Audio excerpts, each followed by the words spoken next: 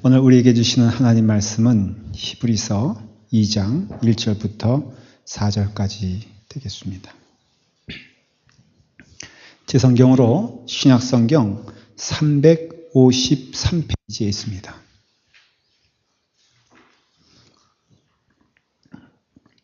신약성경 353페이지 히브리서 2장 1절부터 4절까지 찾으시면 다 같이 함께 읽도록 하겠습니다. 히브리서 2장 1절부터 4절까지입니다. 우리 찾으실 줄 믿고 다 같이 함께 읽겠습니다. 그러므로 우리는 들은 것에 더욱 유념함으로 우리가 흘러 떠내려가지 않도록 함이 마땅하니라.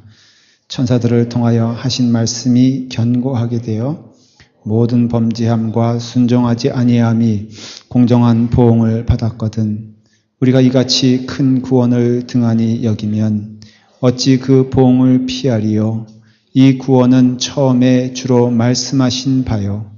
들은 자들이 우리에게 확증한 바니 하나님도 표적들과 기사들과 여러 가지 능력과 및 자기의 뜻을 따라 성령이 나누어 주신 것으로서 그들과 함께 증언하셨느니라. 아멘. 기도하겠습니다.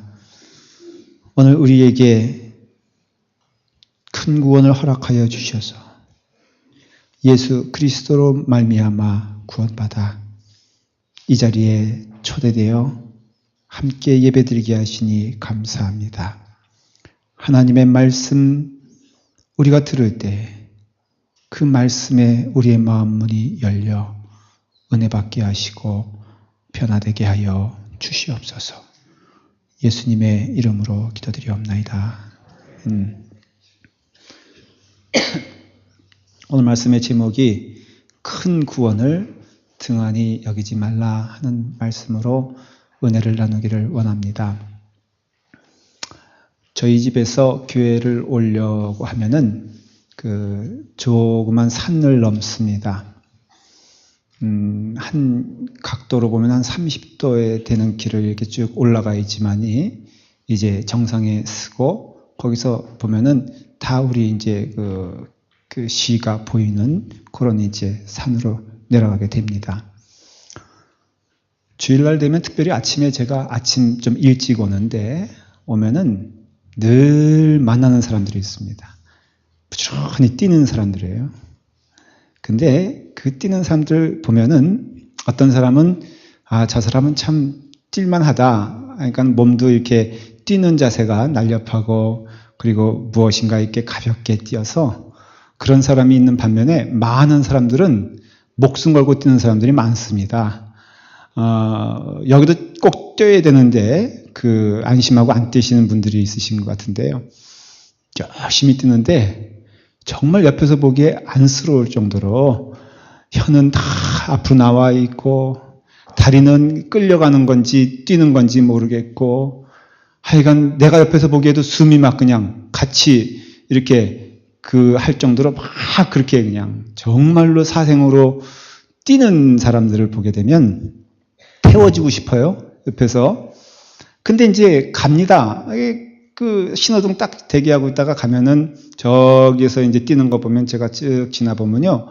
제가 너무너무 위대해 보이는 거예요. 왜냐하면 너무 잘 달리거든. 저는 그 산길을 그냥 가볍게 한 2분 내지 1분이면은 탁 올라갔는데 그 사람들은 왜 고생을 이렇게 하는지 모르겠어. 그것을 그렇게 힘들게 뛰면서 고생하는데 저는 고생 안 하고 이렇게 올라가잖아요. 가끔 그럴 때마다 깨닫게 되는 게 있어요. 마치 내가 뛰는 것처럼 생각하고 내가 올라가는 것처럼 생각하고 내가 능력이 있어서 막 이렇게 힘차게 올라가는 것처럼 생각될 때가 있다는 것이에요. 깨닫게 돼요. 이건 지금 내가 뛰는 것도 아니에요. 내 실력으로 가는 게 아니라 자동차의 힘을 빌려서 이렇게 힘있게 가고 있구나. 그것이에요. 그 사람들은 왜 그러냐? 자기 발로 뛰니까는 고생스럽게 뛰는 것이에요. 깨닫는 것은 우리의 인생도 사실은 지금 내가 기쁨을 누리고 있고 내가 은혜 가운데 있고 내가 소망 가운데 있다면은 그건 전적으로 오늘 찬양한 것처럼 하나님의 은혜이지 내 능력이나 내 실력으로 살아가는 것이 아님을 우리는 알아야 된다는 것이지요. 그거에 바로 오늘 이 시간에 여러분들이 그래도 남들보다 은혜 가운데 소망 가운데 살아가는 것은 여러분들의 능력이 또 그렇게 살지 못하는 자들과 비교해서 내가 무엇인가 출중하기 때문에 여러분들이 그렇게 사는 것이 아니라 전적으로 여러분들은 하나님의 은혜, 성령님의 은혜 가운데 그 은혜에 힘입어 살기 때문에 그 삶의 평화가 있고 그 삶의 기쁨이 있고 그 삶의 소망이 있다는 것을 깨달아야 된다 이거예요. 그리고 거꾸로 또 그것에 대한 그 어떤 그 은혜가 떨어지고 말이에요. 또 그것에 대한 감사가 떨어지게 됐을 때에는 참 그 삶이 고달픈 것을 알 수가 있습니다. 그렇기 때문에 믿음 생활이라는 것은 무엇이냐 하면은 붙어 있는 것이고요. 믿음의 생활은 하나님의 은혜 가운데 거하는 것이고 믿음의 생활은 내가 내 몸을 예수님께 의탁하게 되었을 때 온전히 맡기게 되었을 때 기쁨과 은혜가 넘치는 것이지 내 능력이라든가 내 노력이라든가 나의 헌신, 여러분 나의 헌신으로 내 영적인 기쁨을 누릴 수가 있겠습니까? 내가 하나님께 뭘 드린다고 했을 때 그 드리는 것으로 내 삶이 즐거워질 수 있겠습니까? 그렇지 않습니다. 오직 하나님의 은혜 가운데 있기 때문에 또 그 은혜에 감사하여 기쁨으로 갈 때 그때 우리의 삶 가운데는 평화를 누릴 수 있다라는 것을 깨달아야 돼요. 믿음 생활에 있어서 오늘 2장 1절에 보니까 우리에게 이 말씀, 경고의 말씀으로 주십니다. 그러므로 우리는 들은 것에 더욱 유념함으로 우리가 흘러 떠내려가지 않도록 함이 마땅하니라. 여기서 흘러 떠내려간다, 흘러 떠내려간 것에 대하여 그 원문을 살펴보면요. 그것이 이런 뜻입니다. 내가 그 위험성을 깨닫지 못하고 이렇게 흘러가는 거예요, 그냥. 내가 미쳐 우리는 예수님을 배신한다. 그러면 여러분 누가 배신할 자가 여기 있겠어요? 배교한다. 그럴 때 예수님을 배교할 자가 누가 있겠습니까? 그런데 우리가 마음을 놓고 온전히 정신 차리지 않고 온전케 하시는 예수 그리스도를 목표로 하지 않으면 반드시 그 삶은 흘러내려갈 수 있다는 것을 기억하라는 것이에요. 그냥이 아닙니다. 여러분 지금 그냥 적당히 되겠지 그 사람 지금 흘러가고 있는 것이에요. 여러분 마음가운데 많이 주저함이 있잖아요. 내가 말씀을 읽어야 되는데 못 읽어서 어떡해. 근데 여러분 못 읽어서 어떻게 해서 끝나는 것이 아니라 그 마음은 벌써 이미 흘러가고 있어요. 조금씩 어디로? 위험한 곳으로. 내가 깨닫지 못하는 것이 그냥 조금인데 뭐. 내가 그냥 조금 그렇게 되는 것인데. 내가 온전히 주님 배반하는 거 아닌데. 근데 여러분 그것이요. 결국은 온전히 배반하는 것이 된다는 거예요. 온전히 주님께 등을 돌리는 결과가 오게 된다는 거예요. 그것을 지금 사도 바울은 히브리서를 통해서 얘기하는 것이에요. 마치 이런 것이에요. 제가 어릴 때 이제 기억에 이렇게 물놀이를 간 적이 있었는데 대단히 잔잔한 강가로 물놀이 간 적이 있었습니다. 근데 아무리 잔잔해도 강가라는 곳이 물이 흘러가질 않습니까? 눈에 보이기에는 뭐 이렇게 움직이지 않는 것처럼 보여도 이게 흘러가는 게 강물 아니에요. 수영장과 틀리게 그 강물은 흘러가지 않습니까? 그러니까 제가 그때 튜브를 이렇게 타고 있었어요. 여러분 보통 한국에는 그 자동차 이렇게 폐타이어 그래서 빼내가지고 그 다음에 이렇게 해가지고 이제 검은 그 튜브 있지 않습니까? 그걸 이제 제가 이제 탔습니다. 나이는 언제인지 기억 못하지만 탔는데 그때 이렇게 다리를 이렇게 다 올려놓고 엉덩이만 쏙 빠지게 해놓고선 전형적으로 타는 모습 있잖아요. 정말 좋았잖아요. 근데 이게 흘러가는 걸 제가 모르는 것이에요. 그리고 어느 순간 이제 참 다리를 한번 이렇게 땅에 닿아볼까? 그래서 땅에 닿으려고 다리를 쭉 내려봤더니요. 다리가 안다는 거예요. 근데요, 그땐 더 마음이 조급해지니까 있는 튜브도 다 팽개치고 그냥 쏙 들어가서 제가 죽었다가 살아났어요. 죽진 않고 죽었다가 살아나서 지금 설교하고 있어요. 근데 그때 그것이 바로 뭐냐면은 나도 모르게 흘러가는 거예요. 나는 그냥 그 자리에 있는 줄 알았어. 나는 그냥 다리가 이렇게 딱 얹으면은 땅에 이게 올라오는 줄 알았어요. 그래서 왜냐하면 튜브는 그냥 있으니까 내 옆에 그냥 튜브가 있으니까는 나는 그 튜브만 바라보고 흔들리는 건데 그것이 흘러가는 건데 뭐 가족이 있는 것을 본다거나 어느 중심을 잡고 봐야 되는데 움직이지 않는 것을 봐야 되는데 그게 아니라 그냥 흘러가는 튜브에 내 몸을 맡기고 내 마음을 맡기니 내가 어느 순간에는 깊은 강물 속으로 들어와 있더라 하는 것이에요. 나도 모르게 내가 의도한 바도 아닌데 내가 원했던 것도 아닌데 그런데 그러한 삶을 살아가는 것이 바로 무엇이냐면은 흘러 떠내려가는 삶이 믿는 사람들 가운데 있을 수 있다는 것이고 이것은 아주 믿는 자들을 위한 말씀인 것 여러분들 아시죠? 히브리서는 자기네 고향을 다 버리고 유대계 기독교인들이란 게 뭐예요? 자기의 고향 버리고 자기의 가족 버리고 자기의 직장 버리고 정말로 모든 것을 희생하여 주님께 나아가겠다고 했던 사람들이거든요. 특별히. 근데 그런 사람들에게 이런 경고의 말씀을 주는 것은 그렇게 특단의 결심을 하고 주님께 모든 것을 드리고 나의 모든 것을 버리고 주님께 나아가겠다고 하는 그 사람들에게도 이런 흘러내려가는 중심이 잡히지 않은 삶을 살 수 있다는 것을 말해주는 것이고 이것은 오늘 우리에게도 동일한 경고와 동일한 은혜를 주는 줄 믿습니다. 여러분 그렇기 때문에 믿음 생활이라는 것은요. 주목 유념한다는 것은 더욱 유념함으로 할 때 유념한다는 것은 주로 아주 그냥 주목하여 보는 것이에요. 정신 똑바로 차리고 보는 것입니다. 안 그러면 딴 길로 간다는 것이지요. 그래서 히브리서 12장 2절에 보면 믿음의 주요 또 온전케 하시는 이인 예수를 바라보자 할 때 그 바라보자는 것은 다른 것 눈에 들어오지 아니하고 그것만 봐야 된다는 것이에요. 눈을 뜨고 있어도 그냥 보면 안 되고 어떻게 봐야 돼요? 집중하여 그분을 바라봐야지만이 우리가 온전히 믿음의 생활을 할 수 있다는 것이죠. 그 여러분들 그 샌프란시스코 올라가는 길이 몇 군데 있는데 그 가운데 5번 프리웨이가 있지 않습니까? 가보신 분은 알겠지만은 정말로 나쁜 길이에요, 그 길이. 왜냐하면 너무 좋아서 나쁜 길이야. 여러분 5번 프리웨이 가다 보면요 일자로 그냥 쫙 한 몇 시간이고 달리지 않습니까? 달리는데 대부분 그 구간에서는 사람들이 좁니다. 근데 저는 이런 경험 해봤어요. 분명히 눈은 떠 있어. 그 다음에 운전을 하고 있어.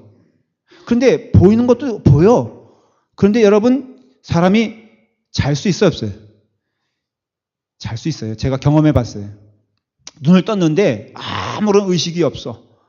근데 갑자기요. 두두두둑 소리가 나는 거예요. 그 안전을 위해서 그 갓길에 말이에요. 그 차선을 벗어나게 되면은 거기에 이렇게 홈을 파놨어요. 5번 프리웨이에 보면은. 그래서 차가 넘어가면은 이게 소리가 우두두둑 나는 거예요. 그러니까는 내가 분명히 직선을 향하여 가고 있는데 어느덧 내 핸들은 어딜 꺾고 있냐면은 글로 가고 있다는 것이에요. 이걸 어떻게 알았어요? 제가 졸아보였으니까 하는 거예요. 그거는 졸아본 사람만 알아. 여러분도 한번 경험해보고 싶으면요. 한번 이렇게 한번 눈 감아 보세요. 제가 청년 부를 세리토스 교회에서 지도할 때 한 청년이 그러더라고요. 목사님, 사람이 몇 초 동안 눈 감고 운전할 수 있는 줄 아세요? 자기가 10초 해봤다는 거예요. 2초 해보고 괜찮다는 거예요. 그래서 3초 눈 감아봤대. 4초, 5초 해보니까 한 10초까지는 무난히 할 수 있겠다고 이석준 집사님이 말씀하셨어요. 한 번은 놀래가지고 와서 목사님 깜짝 놀랐어요. 왜요? 그랬더니 갑자기 눈을 떠보니까 웬 트레일러가 자기 향해 달려오고 있다는 거예요. 너무 기절할 듯이 놀라서 가만 보니까 토잉 당하는 차 있잖아요. 그래서 그 차가 거꾸로 매달려 가잖아요. 큰 차들은. 그러니까 그 짓 하다가 눈을 떠보니까 갑자기 차가 달려오니까 회개하여 지금 어떤지 모르겠지만 제가 그분이 운전하는 차는 안 타요. 근데 우리 신앙생활에 있어서도요. 여러분 주목하여 보지 않으면 흘러갑니다. 똑바로 보지 않으면은 정신 차리지 않으면은 사탄이 그냥 내버려 둘 것 같아요. 믿는 자들 향하여 우는 사자처럼 찾아 나선다 그러잖아요. 그렇다면 여러분 누구를 그 우는 사자가 그 사탄이 누구부터 건들겠냐 이거예요. 딴짓하는 아이. 그리고 초점이 흐려진 아이. 이런 아이 다 길을 잃어버리는 것처럼 여러분들 신앙생활에 있어서 지금 그냥 가는 거지. 이 예배도요. 목숨 걸고 참석해야지. 그냥 참석해가지고는 여러분 그냥 참석하면 그냥 은혜 받고요. 목숨 걸고 참석하면은 목숨 같은 은혜를 받습니다. 예. 그렇기 때문에 우리의 삶 가운데 자 성경을 제가 한번 인용해 볼게요. 가룟유다 보세요. 여러분 가룟유다가 처음부터 은 30에 예수님 팔려고 달려들었을까? 그렇게 생각하면 성경을 모르는 거죠. 여러분, 가룟 유다는 정말 주님을 따라가고 싶었어요. 그 마음 가운데 주님에 대한 믿음이 있었어요. 그래서 모든 것을 버리고 제자들이 다 버리고 간 거거든요. 그러니까 가룟 유다도 같지만은 딴 곳을 보니까 딴 마음을 계속 품고 있으니까 사랑하는 여러분, 여러분들이 딴 마음 품고 교회 왔어도 그거 빨리 버리시고 예수님이 여러분 마음 가운데 주인이 되기를 기도하셔야 됩니다. 큰일 납니다. 여러분의 마음 가운데 딴 것으로 만족을 취하다가도 예수 믿는다면요, 그 만족과 그 은혜가 여러분 자꾸 이렇게 마음 가운데 예수 그리스도로 가득 차야 되고, 어떤 유혹이 와도, 어떤 어려움이 와도, 또 어떤 도전이 와도 여러분 그거 놓치면 죽습니다. 요 근래 오늘도 교인이 와가 목사님 사진에 아주 그냥 그 신문에 또 사진 나왔다고 그걸 또 오려 가지고 왔어요. 제가 그거 들을 때마다 야, 참 이 도전이 여러 가지가 많구나. 분명히 그 사진 내가 초상권 그 적인데. 근데요, 늘 도전이 된 게 뭐냐면요, 저조차도, 목사가 된 저조차도 제 마음 가운데 예수냐 아니냐 그것 때문에 싸워요. 정직하게 고백을 하면은 내가 무엇으로 욕망을 채울까, 내가 무엇으로 만족을 얻을까에 대해서 늘 나는 두 가지 가운데 고민해요. 예수님이냐 아니면 그 외의 것이냐. 예수님 외에 그 외의 것은 다 결국은 우리로 하여금 흘러 떠내려가게 한다 이거예요. 아무리 선한 뜻이라도 저는 많이 봤어요.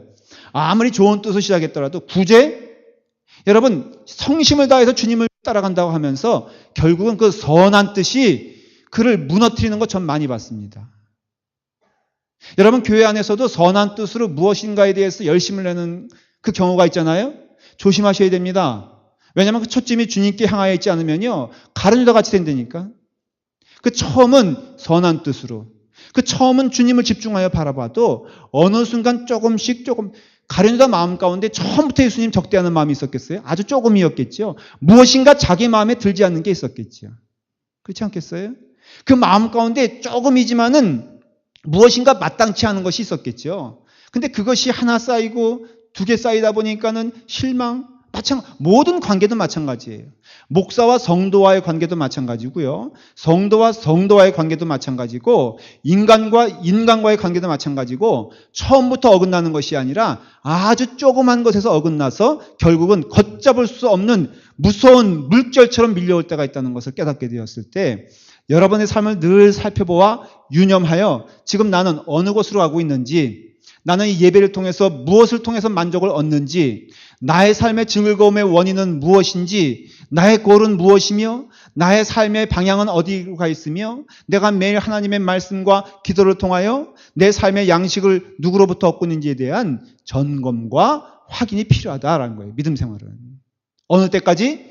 주님 오시는 그날까지. 어느 때까지? 내가 주님의 부름받는 그날까지. 신분에 관계없이, 직업에 관계없이, 목사인 저도 잠시 유념에서 멀어지고 잠시 주님을 바라보는 것에서 멀어지면요, 반드시 인간의 마음이 나오게 되어 있습니다. 그런 거예요. 데마라는 사람이 있잖아요. 바울이 디모데후서에 뭐라고 되어 있냐면, 데마는 이 세상을 사랑하여 나를 버렸노라 그랬어요. 여러분, 데마가 바울 싫어서 바울을 버린 게 아니라 이 세상 사랑하니까 바울을 버린 거예요. 너무나 무서운 얘기 아닙니까? 아예 바울이 싫어져서 그런 게 아니라 바울 좋아해요. 그렇지만은 내 마음 가운데 세상 사랑하는 마음이 조금씩 움트기 시작하더니 점점 넓혀지더니 여러 가지 것들이 시험거리가 되죠. 왜 바울은 나의 노고를 알아주지 않는가? 내 인생을 다해서 이렇게 헌신하고 있는데 왜 저 사람은 나를 무시하는가? 이런 마음 안 들겠어요? 그럼 이것이 세상에 대하여는 사랑하는 마음이 커지고, 그 사랑하는 마음이 커지는 만큼 바울에 대한 애정이 식어진 것을 알 수가 있고, 신앙적으로 말하면 여러분, 하나님 사랑하며 세상 사랑할 수 없습니다. 성경의 진리예요. 여러분들이 세상과 더불어 예수님과 더불어 함께 갈 수는 없어요. 여러분들이 세상을 사랑하는 것만큼 그만큼의 분량만큼 예수님에 대한 마음이 적어지고요. 그 많은 것이 더 많은 것을 점령하게 되기 때문에, 그것이 예수님에 대한 마음이 적어진다는 뜻은 거꾸로 말하면 세상에 대한 사랑이 많아진다라는 것을 알고, 사랑하는 여러분의 마음 가운데에는 믿으면은 예수 그리스도를 믿어야 되는데, 그 믿음이 온전히 100% 주님께 향한 마음이 되길 기도하십시오. 만일 거기에 조금이라도 누룩이 끼고 거기에 조금이라도 먼지가 끼게 되면은 결국 무서운 결과를 가져온다는 것이에요. 저는 이 말씀을 나눌 때마다 제가 들었던 예화 하나를 늘 기억을 합니다. 이게 뭐냐면 추운 지방에 이제 늑대가 있는데 그 늑대를 사냥하지 않습니까? 뭐 에스키모라든가 그런 사람들이 이제 사냥을 할 때는 이런 방법을 한답니다. 날카로운 칼에다가 그 사슴의 피라든가 양의 피를 이렇게 잔뜩 묻힌대요. 그러면 그게 얼겠죠? 얼면은 그것을 이렇게 밖에다 놔둔답니다. 그러면 이 늑대가 와서 그 피 냄새를 맡고 이제 늑대가 그 피를 핥아먹는데 어디에 붙어있는? 칼날에 붙어있는 그 피를 핥아먹습니다. 그러면 그 혀가 차가운 것을 다니까는 마비가 오잖아요. 그러니까 그 혀가 이게 잘라지는지 아닌지 모르고 그냥 계속 핥아먹는 거예요. 그러다 결국은 혀가 잘라진답니다. 그럼 어때요? 피가 멈추지 않아서 쥐가 죽는 거예요. 근데 이 얘기를 기억할 때마다 제가 마음 가운데 깨닫게 되는 것은 사탄의 공격이 이런 식으로 시작되는구나. 우리 성경을 통해서 알 수 있잖아요. 삶의 지혜를 통해서도 처음부터가 아니라 아주 조그만 것에부터 한 걸음 한 걸음 사탄은 온다는 것이에요. 하나님의 자녀들을 공격할 때 가장 약한 자를 공격합니다. 살금살금이죠. 갑자기 뭐 사탄이 쳐들어온다 이게 아니라 어느 약한 사람 한 사람을 끄집어내가지고 그 약한 사람의 약한 마음을 끄집어내가지고 그 약한 마음 가운데 살짝 조금씩 집어넣어서 결국은 그를 무너뜨리고 믿음의 공동체를 무너뜨리는 것을 우리는 우리의 삶을 통해서 많이 보지 않습니까? 그렇기 때문에 우리의 믿음, 그래서 베드로도요, 더욱 힘써 너의 부르심과 택하심을 굳게 하라. 바울도 말하길 너희는 믿음 안에 있는가? 너희 자신을 시험하여 너희 자신을 확증하라고 말하고 있어요. 여러분들의 믿음을 시험해 보십시오.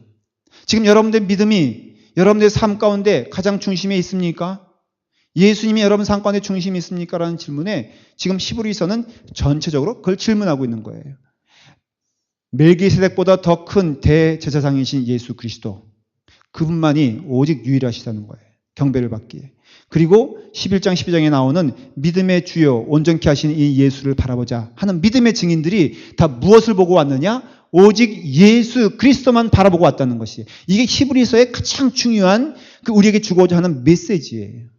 그 어느 것도 예수님을 대신할 수 없고 그 어떤 이도 예수님을 넘을 수 없으며 그 어떤 상황도 예수님 바라보게 되었을 때 그 삶은 온전히 주님께 붙어 있어 기뻐하는 삶을 살아가는 자들이다라는 것을 말하고 있는 것이에요. 그 이야기를 끊임없이 계속해서 말하고 있는 것입니다.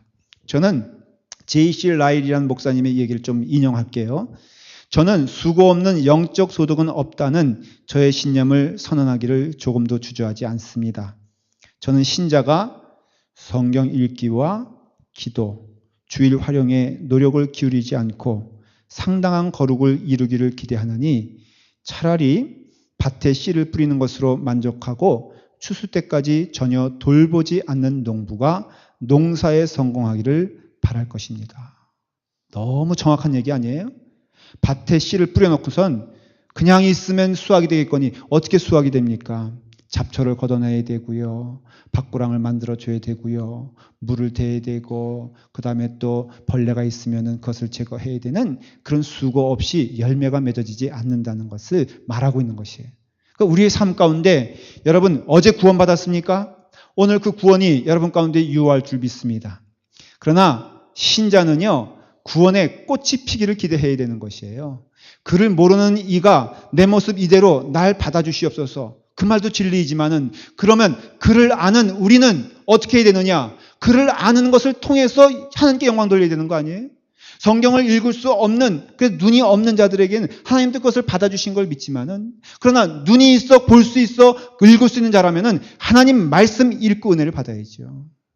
그 가운데 여러분 학력이 좀 더 높을 수 있어요. 공부를 많이 할 수 있어요. 그러면 그 많이 한 공부 가지고 하나님께 영광 돌리는 일에 사용해야죠. 부단히 우리는 주님께 나아가는 일에 대하여 기뻐하고 즐거워하는 그런 삶을 오늘도 살아가야 돼. 그런 의미에 있어서는 거룩의 삶은 부단히 노력하는 삶이고 내게 주어진 그것을 가지고 꽃을 피우기 위해서 수고하고 애쓰는 자라고 저는 말하고 싶어요. 저의 역할이 있죠. 여러분들의 역할이 있죠? 하나님께서 주의 은혜 가운데 예수님도 이렇게 말씀하셨어요. 너희가 내 말에 거하면 참으로 내 제자가 되고 진리를 알지니 진리가 너희를 자유롭게 하리라 말씀하셨어요. 그러니까 우리의 삶 가운데 있어서 부단히 우리가 주의 은혜 가운데 들은 것을 더욱 유념하여 받은 것을 더욱 유념하여 여러분들이 받은 은혜의 그 물줄기를 놓치지 말고 딴 거 붙잡지 말라 이거예요. 여러분들이 받은 은혜가 그것이면은 그거 붙잡고 가라는 것이에요. 처음에 여러분들 첫사랑을 기억하시죠? 주님께로 받은 은혜로 인하여 내 죄가 용서받고 뛸 듯이 기뻤던 그 마음이 있잖아요. 그거 붙잡고 가라는 것이에요. 그리고 그 마음은 어떻게 형성이 됐어요? 오직 주 예수 그리스도의 은혜로만 인하여 형성된 거 아니에요? 그러면 당연히 우리는 하나님의 은혜가 우리 삶 가운데 풍족하길 원해야지. 어디 율법과 행위를 가지고 또 하나님을 기쁘게 하겠다고 우리의 삶을 바꾸는 것입니까? 지금 히브리서에 나와 있는 이 교인들이 바로 그런 삶을 살고 있는 거예요. 받은 은혜는 하나님의 은혜인데 살아가는 모습은 내 행위로 살아가고 있으니 얼마나 어리석은 것이냐라는 것이에요. 여러분, 그렇게 예수 그리스도의 전적인 은혜를 버리고 살아가는 자들에게는 하나님 반드시 그것을 물어보신다고 성경은 말하고 있다는 것을 잊으면 안 됩니다. 성경에서는 지금 큰 구원을 말했잖아요. 큰 구원을 말했는데, 그런데 이 큰 구원을 말하면요, 그 다음에 또 뭐가 있냐면은 작은 구원이 있다는 것을 알 수가 있습니다. 보십시오. 성경을 잠깐 다시 한번 볼게요. 그러므로 우리는 들은 것에 더욱 유념함으로 우리가 흘러 떠내려가지 않도록 함이 마땅하니라. 천사들을 통하여 하신 말씀이 견고하게 되어 모든 범죄함과 순종하지 아니함이 공정한 보응을 받았거든. 이 말씀이 뭐냐면 구약시대를 얘기하는 것이에요. 여러분, 구약시대에 보면은 천사들을 통하여 하신 말씀, 하나님의 율법이거든요. 구약의 말씀이거든요. 그런데 이 말씀대로 살기를 하나님이 원하셨는데 이 말씀대로 살지 않았던 자들은 다 죽었다는 것이에요. 예를 들어 말하면 출애굽 40년 동안에 고라라는 사람은 하나님의 종에 대적하다가 하나님의 심판을 받지 않습니까? 하나님 말씀 따라 살지 아니하고 자기 식대로 생각하다가 죽지 않습니까? 이걸 말하는 것이에요. 그리고 또 보면은 이세벨은 말이에요. 하나님의 명령에 그렇게 거역하고 하나님의 선지자들을 모욕하다가 결국은 어떻게 됐습니까? 2층에 떨어져 죽지 않았습니까?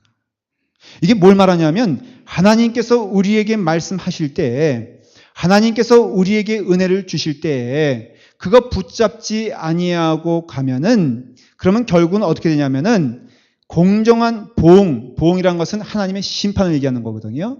하나님의 심판이 임하였다는 것을 너희가 잊지 아니하느냐. 그런데 하물며 3절에 나와 있는 게 우리가 이같이 큰 구원을 등한히 여기면 어찌 그 보응을 피하리요. 큰 구원은 뭐예요? 예수 그리스도만으로만 구원받는 것을 큰 구원이라고 말하는 것이에요. 우리 교회가 붙잡고 가야 될 것이 무엇이냐? 이 큰 구원 아니겠어요? 그래서 오늘 주보의 제목이 뭐예요? 큰 구원을 등한히 여기지 말라라는 것은 이 땅에 살면서 우리는 늘 도전되는 게 예수님보다 더 멋있는 것들이 많다고 생각하는 것이에요. 예수님보다 더 유용하다고 많다고 생각하는 것이에요. 예수 믿는 것은 교회 안에서만 통하는 것이지 이 세상 살아가면서는 내 지식과 내 생각과 내 경험이 더 효과적이다라고 생각할 수 있잖아요. 그것이 조그만 틈이거든요. 그것에 대하여 내 마음을 주고 점점 그것에 대하여 내 마음이 몰입하게 되면은 내가 원튼 원치 아니하던 예수님과는 떨어질 수밖에 없다는 걸 얘기하는 것이고, 여러분들의 모든 삶의 문제에 있어서 여러분들의 생을 주님께 드리는 여러분 되길 간절히 축원합니다. 이게 중요한 문제가 되는 것이 오늘날을 포스트 모더니즘이라 그렇게 말하고 삽니다. 포스트 모더니즘의 특징은 무엇이냐면은 첫째는 권위에 대하여 막 도전하는 거예요. 권위가 없어요, 이제. 여러분, 한국 보면요. 제가 고등학교 시절만 하더라도 선생님이 하늘의 왕이었어요. 그래서 제가 다니던 고등학교 시절만 하더라도 좀 부끄러운 얘기일지 모르지만 담배들을 꽤 많이 폈어요. 그래서 화장실 가면요. 항상 그 연기가 뽀했어. 저는 그래서 화장실 안 가고 그 담벼락에서 늘 볼일을 봤어요. 어울리지 않으려고. 근데 그러면 또 선생님들이 얼마나 무섭냐면요. 그때는 사다리를 늘 들고 다녀. 학생 주임 선생님이. 그래서 연기 나면 뻔히 알잖아요. 그러면 이제 사다리를 타고 볼 보는 그 자리로 올라가. 한국도 참 그 프라이버시 없어요. 그리고요, 양동이에 물을 잔뜩 들고 가지고 그 담배 피는 애한테 있잖아요. 물을 완전히 부어버려. 너무 은혜롭죠? 그럼 그 아이가 담배 핀 것은 전교생이 다 아는 거예요. 왜? 하루 종일 그거 뒤집어 쓰고, 그냥 물이 아니라 그 걸레 닦은 물이잖아요. 그거를 아주 양념이 잘 된 걸 그냥 퍼붓거든. 그러면 그 아이가, 아니, 무슨 선생님이 이렇게 말 못하잖아요? 그냥 죽어시다 하고선 또 1시간 동안 손 들고 있고, 제 기억엔 그랬어요. 근데 요즘 만일에 그렇게 하잖아요? 그 선생님은 대한민국의 역적이 됩니다. 요즘은요, 선생님이 뭐 이렇게 막대기를 하나 들잖아요? 그럼 애들이 다 이러고 있어. 반 애들이 다 한 건 걸렸다 이거야. 때리기만 하라 이거야. 그러면 나는 찍겠다 이거야. 그래서 카메라에 달린 게 아니라 전화에 달린 카메라 가지고 다 중계하고 있다가 정말 때리면은 찍어가지고 인터넷에 올려버리잖아요. 그게 권위가 없어요. 그리고 다 자기가 왕이야, 두 번째로는. 상대주의. 이런 시대에 살고 있는 게 우리 아이들이에요. 여러분, 아이들 위해서 기도하시길 바랍니다. 그 아이들에게 있어서는 주인도 없고 중심도 없고 믿을 것도 없어요. 가정은 해체되고 가리키는 것도 없어요. 여러분, 한국에서 KDI라는 그 연구기관에서 논문을 냈는데 한국의 동거 문화를 장려해야 된다는 거예요. 결혼 안 해도 좋다. 하도 결혼 안 하고 사니까 결혼 안 해주니까 동거에 살자. 유럽 봐라. 유럽에요, 가정으로 존속하는 그 비율이 45%뿐이 안 됩니다, 지금. 50% 넘게는 어떻게 사냐? 25%는 싱글로 살고 25%는 동거로 살아요. 유럽 봐라. 동거라도 하니까 애라도 낳지 않느냐? 여러분, 이런 시대에 지금 우리가 살고 있고 우리 아이들이 그런 시대를 살아가고 있다는 것이에요. 그런 가운데 절대적인 게 뭐가 있겠어요? 다 이게 포스트 모더니즘의 목적은 하나님입니다. 꼭 하나님이 한 분이어야 되느냐? 그리고 하나님이 꼭 하나님이어야 되느냐? 나는 하나님 안 되겠느냐? 이런 것이 바로 이런 문화가 지금 다 흘러온 거예요. 그래서 어른들이 함부로 애들에게 권면 못 합니다. 담배 피는 건 나 담배 꺼. 그럼 옛날에는 그저 어른이면 다 할 수 없이 껐는데 요즘은 당신 뭐야? 라고 하면서. 그러니까 여러분, 한국 가면요, 절대 참견하면 안 돼. 저도 가끔 그러고 싶지만은 괜히 주일날에 와가지고 또 이런 또 파란 멍 들어가지고 들어오면 얼마나 힘들겠어요. 이런 시대에 살면서 여러분, 믿음도 마찬가지예요. 믿음도 그냥 뭐 적당히 믿는 거 아니냐? 그냥 내가 그냥 뭐 믿을 만큼 믿는 거 아니냐? 여러분, 큰일 납니다. 큰 구원에 대하여서 하나님께서는 큰 구원을 등한히 여기면 어찌 그 보응을 피하리요? 오직 그 안에 있는 자만이 삽니다.